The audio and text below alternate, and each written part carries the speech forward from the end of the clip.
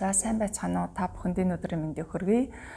Би Монгол Улсын их сургуулийн хүмүүнлэгийн ухааны салбарын Монгол хэл шинжлэлийн тэнхимийн багш Отгон Туул байна. За Монгол Улсын үндэсний номын сан байгуулагдсны 100 жилийн ойг огтон явуулж байгаа тус номын санд хадгалагдаж буй ховор үнэт номын дурсгал танилцуулах цуврал лайваар бол энэ удаагийн дугаараар бол та бүхэнд Дорн дахны номын фондод хадгалагдаж байгаа манж сурвалж за төр дундаа нэгэн сургаалын зохиолын тухай танилцуулах юм аа. Альва төр улсын хөгжил мандлыг бол бичгийн соёлгүйгээр төсөөлхийн аргагүй. Тэгэхээр манжнар бол чин улсыг байгуулад өөрийнхөө хэлэнд тохируулан монгол үчгийг шууд аваж үндсэндээ 30-аад жил бол засаж сайжруулж боловсронгуй олгоод ингээд төрийн бичгтэй болсон түүхтэй байдаг. Тэгэхээр түүхийн энэ богино хугацаанд бол бичиг үсгийн өндөр соёлд хүрч чадсан ийм түүхтэй. Манжнар Нангиадын эрт үеийн сурвалж хийгээд гүн ухааны олон сурвалж номыг орчуулснаас гадна ганжуур данжуураас ахуулаад энэтхэг төвдийн шашин түүхийн бас зохиолыг манж хэлээр орчуулж үүнээс гадна хууль цааз түүхийн ариун бүтээл тойруулыг болоод бичиж тойруулж үлдээсэн байдаг. За мөн манжийн төрөөс бол бичиг хэл судлалын асуудалд бол онцгойл анхаарч нэвтрхий тойл за мөн 2-6 хэлний тойл бичгүүд мөн сурах хүчиг унших хүчиг за 2 хэлний хадмал юм уу эсвэл 2-3 хэлний хадмал юм унших хүчиг бичих зохиолуудыг ч гэсэн мөн туурвж хэвлэж үлдээсэн байдаг. Тэгэхээр энэ их ариун дурсгал бол өнөөхөр манай Монгол улсын үндэсний номын сан за мөн улсын архивын газарт бол бас хадгалагдаж байгаа юм. Тэгэхээр 2011, 12, 13 онуудад бол манай Монгол Улсын их сургуулийн оюутнууд энэ Дорн дахны манж номын хөмрөгт бол дадлагын ажил хийж за үндсэндээ 120 төрлийн давхарцсан тоогоор 7000 орчим ном хадгалагдаж байна гэдэг бас судалгааг хийсэн юм аа. Монгол Улсын их сургуулийн оюутнуудад дадлаг хийх боломжийг олгож исэн Монгол Улсын үндэсний номын сангийн ажилтан за үе үеийн удирдлагуудад бас ташрамд талархаж явдаг илэрхийлье. Тэгэхээр түүнээс баггүй бичгийн дурсгал бол өнөөхөр сайхан хадгалагдаж үлдсэн нь бол дэлхийн манж судлалын түүхэнд бол үнэтэй хувь нэмэр оруулж нэгэн чухал өв болж хадгалагдаж байгааг бас хэлэх хэрэгтэй. За тэгэхээр ер нь манжийн уран зохиолд бол сургаалын зохиол бол бас чухал байр суурьтай байдаг. Тэгэхээр бидний үед бол нэртэн сайчуулын хураасан бичиг, их суртахуйн журмыг бадруулсан бичиг, дөрвөн цэрэлийн бичиг, хөвгүүдийг сургаж ухуулах нь тийм ээ. За мөн 120 төгсийн үгийн сэрүүлэл бичиг 24 ачлалын бичиг гэдэг ингээд маш олон сургаалын зохиол бол хадгалагдаж ирсэн байдаг. За түүний нэг нь бол олон зуун жил хөрш зэрэгэлдээ оршиж байсан Монгол манж үндэстнүүдийн дунд ялангуяа бичгийн мэрэгдийн дунд бол нэлээд түгээмэл тархаж исэн зохиол бол энэ өнөөдрийн бидний ярих бүгдийн сургаалыг синхруулан бадруулсан бичиг гэдэг зохиол юм аа. Тэгээд энэ бол манж хэлээр бол эндүрэнгээ тачих ям бэ нээлэмэ бадаран буха битгэ гэдэг ийм юу байна? Сурвалж байна. За энэ бол манай үндэсний номын санд бол хэд хэдэн хувилбараар байдаг. Ер нь бол монголчуудын дунд харахтаа бол бараар хэвлсэн, за мөн гар бичмэлээр, за мөн дан манж хэлээр, монгол хэлээр, за манж монгол хятад хэлээр ингээд 3 хэлээр хадмаллан хэвлсэн ийм сурвалжууд бас байгааг та бүхэн бас харж болно. За ингээд бол энэ бол биерээр бичсэн тийм ээ манж монгол хятад хадмал ийм зохиолууд ингэж хадгалагдаж байна. За энэ дурсгалын дундаас бол бид нар зөвхөн манчлэлээр бичсэн 16 одоо бүлэг бүрэн ийм одоо нэг ихийг сонгож бас та бүхэн танилцуулах юм. За энэ бол нэг дэвтэр 13.5 23.5 хэмжээтэй за 61 хуудасаар хуудас бүхий үндсэндээ нэг 8-аас 10 мөрөөр одоо нэг хуудсанд бичсэн хар бэхээр бичсэн ийм гар бичмэл их байна. За уг зохиолыг бол ер нь Манжийн 5 дугаар хаан Шизүн тэмдэглэлт хуанди бол найралт хуанди буюу найралт төв хаан бэр өмнөх төр баригч өөрийн эцэг Шинзүү өршөөлт хуанди инх хамглан хааны сургаалыг бол нийтээр дагах хууль болгож тархахын тулд бол энэ хүн номыг бол гаргасан байдаг. Тэгээд өөрөө өмнө нь оршил бичиж 16 бүлэг болгож одоо хэвлүүлсэн байдаг юм аа. За тус номын оршилд бол ингэж дурдсан байна. Түүнийг би та бүхэнд уншаад өгье.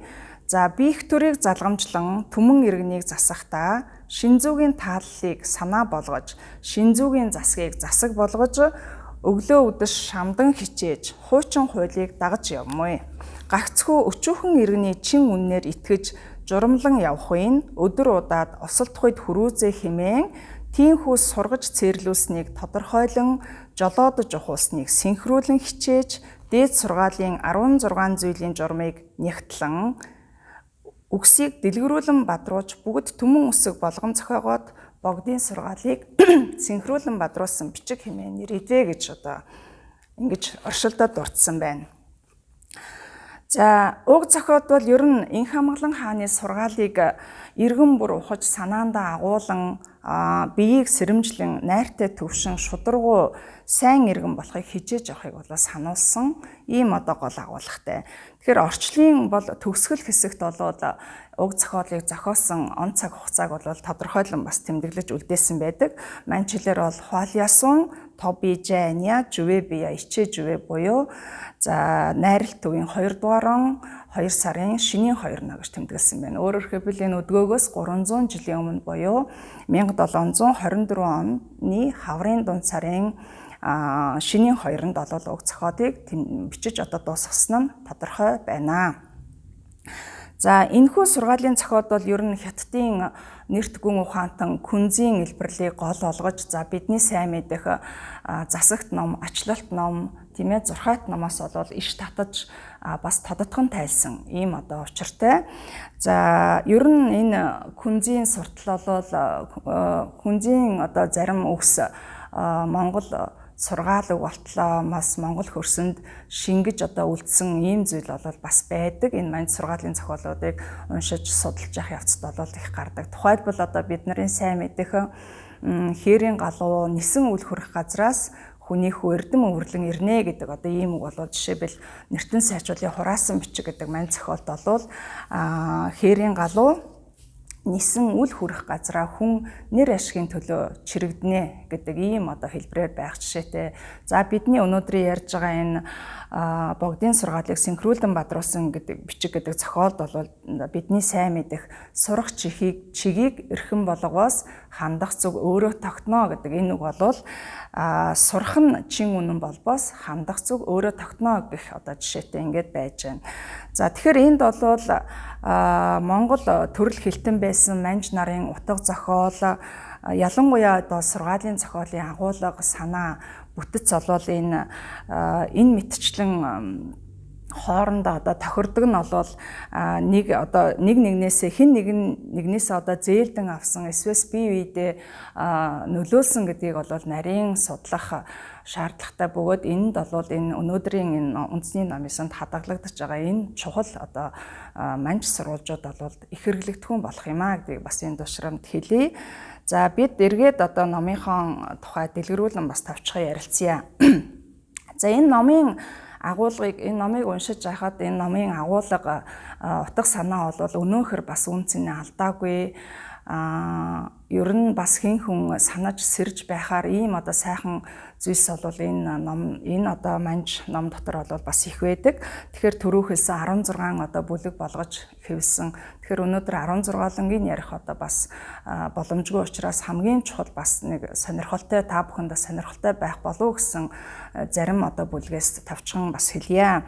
Тэгэхээр энэ номын эхний 1-р бүлэгт бол тахимдуу дүүчийг хөгжүүлж хүний ёсыг одоо хүний гол ёсыг хүндэтгэхнэ гэдэг ийм одоо сэдвтэй бүлэг байх нь. Тэгэхээр энд Богдын сургаалын 16 зүйлд нэн түргүнд бол тахимдуу дүүчийг бол чухал болгосон байна. Тэгэхээр тахимдуу хэмээгч нь бол Тэнгэрийн ёс, Тэнгэрийн мөнх, газрын ёс, иргэний явдал юм а гэж одоо сургасан байдаг. Тэгэхээр энэ эцэг их болсон хүн бол өөрийнхөө дуун аялгауг хянаж, царай өнгийг нь шинжиж, инээвээс баясаж, уйлваас уйтгарлаж, хөдлөх явахт нь нэг ч алхам үл одоо ангиж ирч унтах идэхээ цөм одоо гээх тухай өөрийнхөө төлөө бол гээх тухай бол сургасан байдаг. Тэгээд эцэг эхийн ач гэдэг бол магад одоо өндөр тэнгэр луга хязгаарлашгүй юм а гэдгийг одоо дурдсан байна.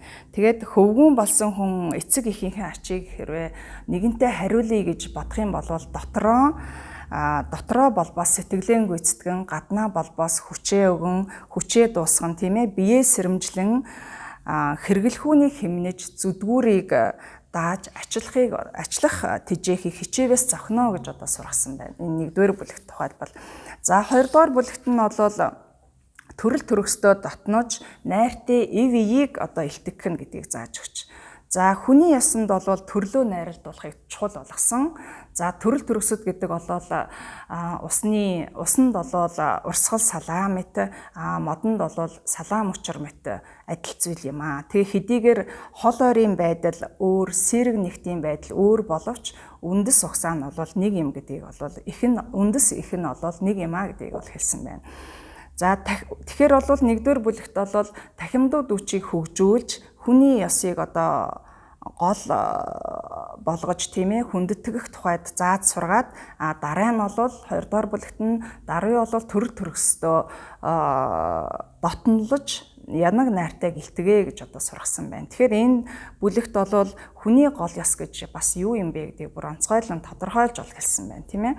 Эзэн харьяат, эцэг их, үр хүүхэд, ах дүү, нөхөр эхнэр ба нөхөр хань, за төрөл төрөсөд харилцан найртай байхыг бол хүний гол ёс гинэ гэж бүр ингэж хэлсэн байна. Тэгээ энэ хүний гол ёсноос бол бусад ёс журам, бадран одоо дэлгэрдэг тухай бол нарийн зааж өгчээ.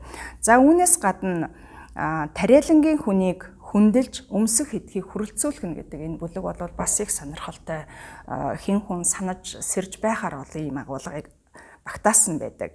За иргэнийг тэжээх үндэс нь бол өмсөх эдхэд байна гэж. Өмсөх эдх нь бол тариа модыг тариж ургуулахаас эхэлнэ гэж байгаа. Үйлдвэрлэхээс гарна гэж байгаа.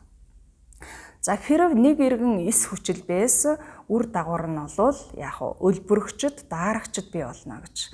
За тэгэхээр өөрөөр хэлбэл нэг ир тариа тарихгүй болвол өлбөрөхөд хүрэгчд бий болно. Нэг юм үйл мэтгэж одоо ур хийхгүй болбоос үр дагавар нь даарагчд бий болно гэдгийг бол хэлсэн байна. За өмсөх идэх зүйл бол бүгд газраас гарна гэж одоо дурдсан байх юм. За тэгээд өөрөө бол зүтгэж байж болно. Залхуурцуусаар эцэст нь мухардах тухай бол нарийн одоо зааж өгч. За үүнээс гадна ер нь бол энэ хичээх зүтгэхгүй аваас эцэст нь юу болох вэ гэдгийг энэ бас нарийн одоо сургаж өгсөн байна. За эсэчээс бол эцэг эхээ ачилж чадахгүй, эм нь хөвгүүнээ бол тэжээж чадахгүй юм аа. Гэт тимийн тул хичээн зүтгэхийг бол ямагт одоо заан сургаж бүү жаргалыг хүсээд зүдгүүрээс эмэхтэн, за бүү эхэнд нь хичээгээд эцэст нь залхуурахтун гэдгийг бол нарийн одоо зааж өгсөн байна. За үүнээс гадна 5-р бүлэгт бол энэ аривлах, хурхаглахыг эрхэмлэж эдийн хэрэглэхүүнийг хайрлах тухай их одоо уран бас жишээ адилтгал одоо хэрэглэн тайлбарлаж өгсөн байдаг. За хүн аж төрөхөд бол нэг өдөр эд хэрэглэлгүйгээр бол байж болохгүй юм. Тэгэхээр эд хэмээх нь бол устай адил. За аривлах, хурхаглах гэдэг нь бол усыг халахлахтай адилаа гэж хэлсэн байна. Өөрөөр хэлбэл усны урсгалыг эс халахлбаас зоргоороо урсан явсаар эцэстээ болоод ширгэж, тийм ээ, агшин зур ширгэнэ. Үүнтэй адил эдийн гаралгыг эс хэмнэх юм бол эцэстээ болоод хэмжээшгүй хэрэглэх нь бол хэмжээшгүй учраас эцэстээ бол барагдана гэдэг. Агшин зур одоо барагдана гэдгийг бол энэ одоо бүлэгт их тодорхойлон тайлбарлаж өгсөн байна. За идэх өмсхийг хүрэлцүүлэхийн хамт бол аривлах, хурхалахыг бол хэмнэхийг маш одоо гүн гүнзгий одоо тайлбарлаж түүний чухал болохыг бол тайлбарлаж өгсөн байдаг. За үл ер нь бол тэгээд энэ бүлгийн гол санаа бол үл аривлахын зовлон бол эцэст нь юунд хүргэдэг гэдгийг бол тодорхойлон одоо хэлсэн гаргасан байдаг. За гих мэтчлэнгийн ингээд сургууль яамыг хөгжүүлж бичгийн ардыг төв болгох нь, за цаад хуулийг өгүүлэлдэж мунхаг мууг цээрлэх нь гэдэг юм уу. За ёслол найр талбайг тодорхойлж хэв хуулийг зузаатгах нь. За гих мэтчлэнгийн ийм одоо 16 бүлэг бүхий энэ манж сурвалжийн хамгийн одоо төгсгөлийн 16 дахь бүлэгт болол юу дурдсан одоо чухал болгож юу дурдсан байдгийг та бүхэнд бас товчхон одоо хэлье. За төгсгөлийн энэ 16 дахь бүлэг болол өшөө хилэнг шамтруулж ам биеийг хүндэтгүүлэх нь гэсэн ийм бүлэг байдаг. За шин зүүн өршөөлт ухаандын зарлал. За тэнд бол ингэж байна. Шин зүүн өршөөлт ухаандын 16 зүйлд ам биеийг хүндэтгүүлэхийг эцэст болгосон нь чухам энерч асран одоо өршөөсөн туйлын санаа буюу гэж одоо тэмдэглэж үлдээсэн байдаг. За энэ мэтчлэнгийн манж одоо сургаалын зохиол, за ер нь манж хэлээрх утга уран зохиол болвол Монгол судлал орчуулга зүй утга уран зохиолтой болвол зайлшгүй одоо холбогдож, за цаашлаад бүр алтай хэл, тийм ээ, манж Монгол одоо хэлний хүрээнд харьцуулсан судалгаа хийх хүмүүст бол чухал одоо их сурвалж судлагдхуун болж одоо ингэж хадгалагдаж байгааг бол дуртахад бас таатай байна. Тэгэхээр энэ одоо лайвын дашрамд бол удахгүй одоо Монгол улсын их сургуулийн Монгол судлалын хүрээлэн, за Монгол улсын үндэсний номын сан хамтран одоо хэрэгжүүлж байгаа нэгэн одоо манж сурвалжийн бас томоохон төсөл бол дуусж байгаа. Тэр бол бидний одоо та бүхэнд бас энэ дашрамд дуулгахад одоо таатай байна. Тэр юу хэмээвээс Тэнгэрийн тэтгэсний 12 дугаар он буюу 1747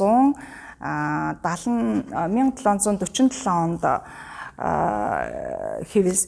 бүтээсэн энэ зарилгаар тогтоосон манж нарын тайх тавиглах хууль зүйлийн бичиг гэдэг ингээд одоо 6 одоо дэвтэр ийм зөвхөн энэ манж хэлээр хадгалагдчихж байгаа. За энэ одоо зохиолын бүрэн одоо монгол орчуулгыг болол дуусгаад удахгүй одоо хэвлэлтэд өгөхөд бас бэлэн болсныг болол та бүхэнд дуулгах гээд таатай байна. За энэ бол манж нарын бас одоо тайх тавиглах хууль зүйлийн ёсыг болол бүр журмаар ингэж одоо тодорхойлон гаргаж өгсөн ийм 6 одоо дэвтэр бүрэн хэмжээний ийм зохиол юм а. Энэний одоо монгол орчуулга бас удахгүй ингээд хүрхнэ. За энэ 6 дэвтрийн хамгийн одоо төгсгөлийн дэвтэрт бол бүр ингэж одоо сайхан зургаар ингэж илэрхийлсэн тайх тавиглахтаа тийм ээ ширээг хэрхэн засах, ямар одоо зүйлийг хэрэглэх, эд хэрэглэлийн одоо зориулалт, энэ зүйлийг бол ингэж одоо зургаар илэрхийлсэн ийм одоо сурвалж бас хадгалагдаж байгааг одоо дуулгахад бас таатай байна.